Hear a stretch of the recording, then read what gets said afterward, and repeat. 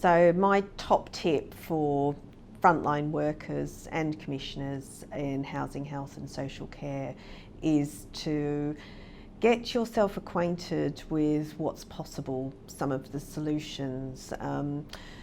Look at, there's a whole range of ways that and funding mechanisms that you can help families with children with learning disabilities and autism and challenging behaviour get the housing they need.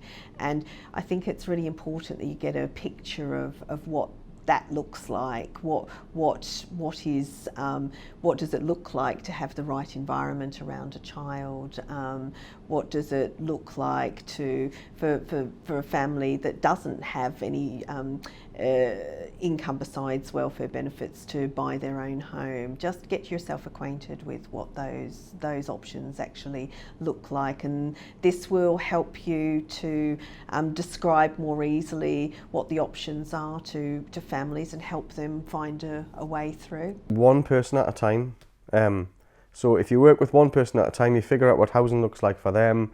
You try to get as close as possible as what that works for that one person or that one family.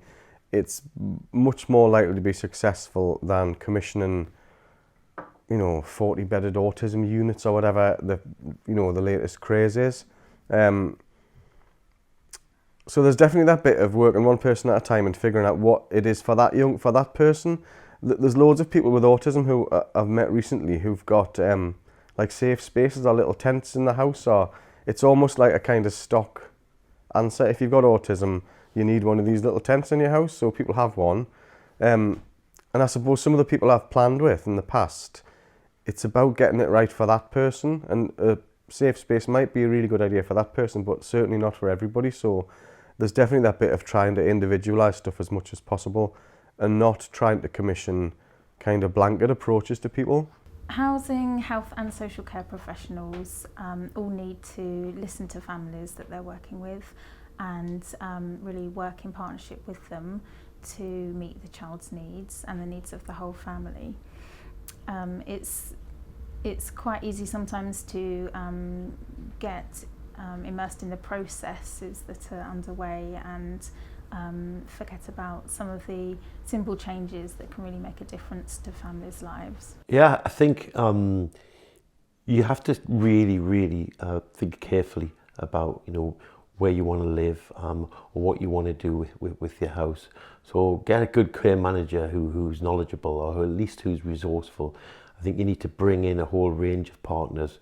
So if you can imagine, you might go to the housing department for some specialist advice.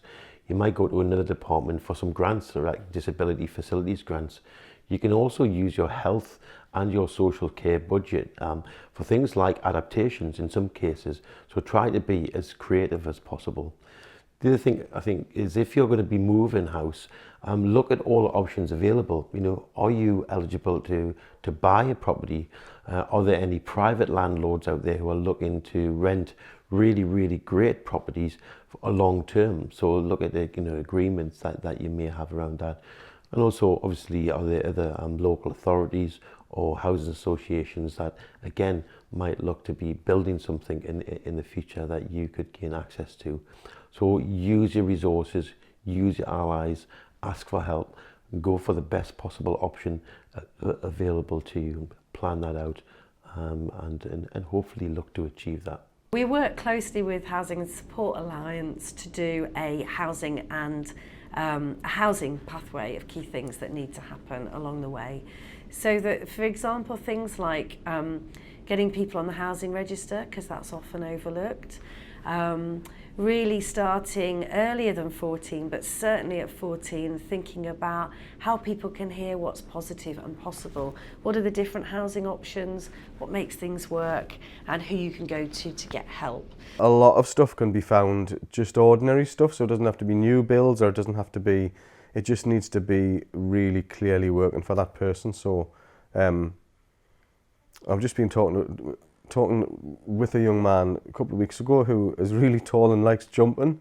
So obviously it doesn't take a brain surgeon to figure out he needs like really solid floors and really high ceilings, otherwise he'll make loads of noise and he'll bang his head, just that kind of those kind of things. So you don't need a specialist thing, you just need something that works for him. So an old-fashioned Victorian terraced house would be perfect, you know, with massive high ceilings.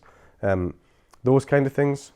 I think it's essential that commissioners within education, health and care talk to each other, work together, jointly commission, so it's that integrated way of working, and that needs to happen outside of individual planning arenas. So if we're waiting till we're sat around a table together talking about the needs of an individual child, then it's likely that's a little overdue. It's just really important that the conversations are happening across the piece on an everyday level, so that we're clear about what's the offer of support to any individual child and young person, and are those health, education and care needs available for them, so that they have the choice whether or not it is a child with a learning disability, or whether or not it's a child who has a series of emotional or behavioural needs that present challenges for them or their family or for their local environment.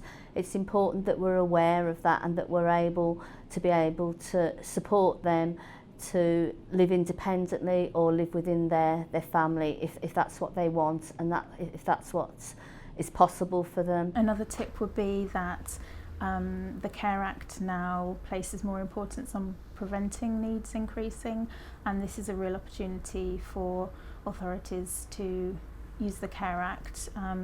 They can fulfil that duty by providing adequate housing for families. With enough housing and support, the carers in particular are helped to continue their caring role and reduce the risk of a crisis occurring in the family and family carers experiencing burnout. This all contributes to the well-being of the whole family and reducing the risk of a crisis situation due to the child's challenging behaviour.